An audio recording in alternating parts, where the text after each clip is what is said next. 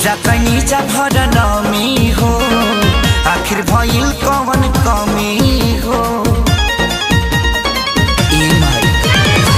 पूजा कैनी जा भर नमी हो, आखिर भइल कवन कमी हो।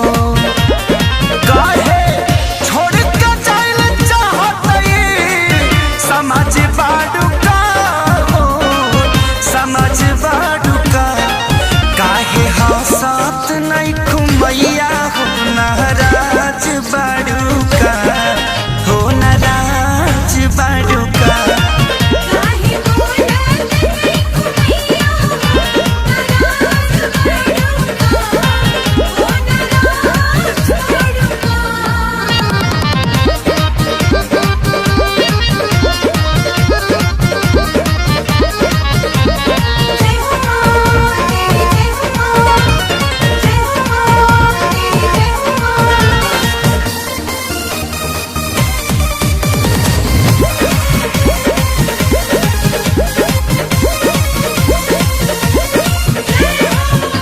तहरा के देखी ऐसे इतना उदास हो, हमने के आता कलबा ए माई सास हो।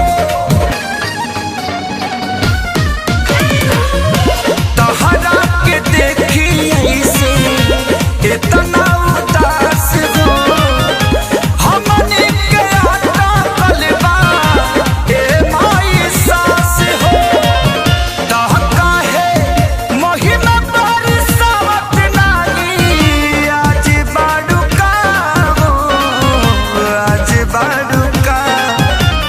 हंसत नहीं खुमैया हो, नाराज बाडुका हो, नाराज बाडुका।